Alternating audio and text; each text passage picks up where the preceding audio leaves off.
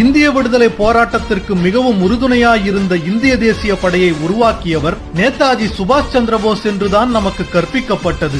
ஆனால் உண்மையில் அப்படி ஒரு படையை முதலில் உருவாக்கியவர் ஒரு தமிழன் என்பது உங்களுக்கு தெரியுமா?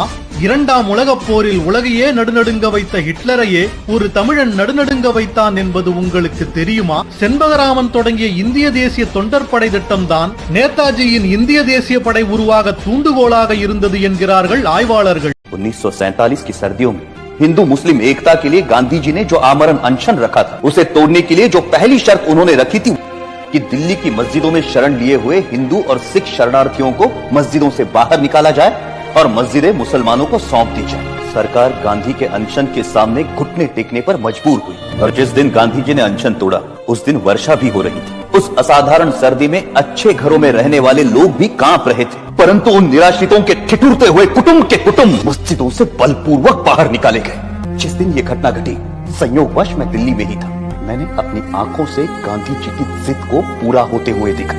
कड़ाके की सर्दी और वर्षा में कपकपाते हुए वो लोग बिरला हाउस पहुंचे। वहां उन्होंने नारे लगाए, गांधी जी हमें शरण दो, गांधी जी हमें शरण दो। परंतु उस भव्य भवन में रह रहे गांधी जी तक उन निराश्रितों की पुकार नहीं पहुंची। ये मर्मस्पर्शी दृश्य जिसे देखकर कठोर से कठोर मनुष्य का हृदय भी द्रवित हो जाए, मैंने स्वयं अपनी आंखों से देखा। But Gandhi, he also read Bhagavad Gita and he made so many wonderful comments on the Gita. Wonderfulness is for the rascals of the fools. What wonderful he has done. He preached non-violence, but he was killed by violence. That is his wonderful action. He preached the philosophy of non-violence, which is impossible. Therefore Krishna killed him by violence. This is his wonderful.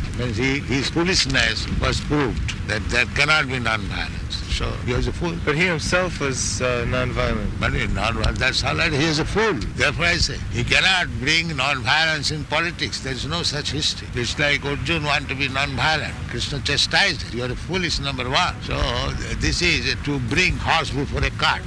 Therefore he is a fool. Just like if you want to cook without fire. Is it possible? No. Actually, he could not drive away the Britishers by non-violence. For 30 years, 35 years struggle. When Subhash was introduced violence, they went down. This is politics. If you are an Indian, you must have heard about 30th January. It is a day remembered for the assassination of Mohandas Karamchand Gandhi. If you search for what happened in the aftermath of his death, you will find at least 100 accounts of leaders mourning for Gandhi. Today, we'll tell you what you won't be able to find on the first page of your Google search, the systematic genocide of Chitpavan Brahmins. Hi and welcome to TFI English, the National Socio-Political Analysis arm of the TFI Media Group. I'm your host Tanya, and in this video I'll tell you an untold story of Chitpavan Brahmins massacre. Let's begin.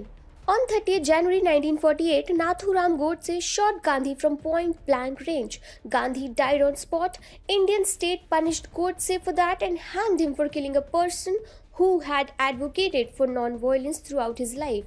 However, even before Godse's hanging, the revengeful Congressi had decided to use Gandhi's killing as a justification for the Brahmin massacre. Hours after Gandhi was killed, a wave of violence swept over whole Maharashtra. Chitpavan Brahmins, the class of Brahmins to which Nathuram Godse belonged, were the main targets of groups committing violence. For the next 4 to 5 days, Chitpavans were subject to Mughalesque-era killings, rapes and lootings from Congressis in collusion with anti-Brahmin groups. The series of killings started as soon as Gandhi's assassination news reached Maharashtra.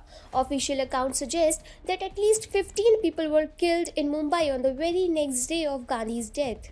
Soon the anti-Brahmin wave spread to the whole of Maharashtra. The homes of Chitpavans were systematically identified, their women were raped, men were killed and the houses were burnt. Congressis aligned with other groups such as Marathas, Jains and Lingayats and took it on a mission moved to destroy everything which had even an iota of Chitpavan mark on it.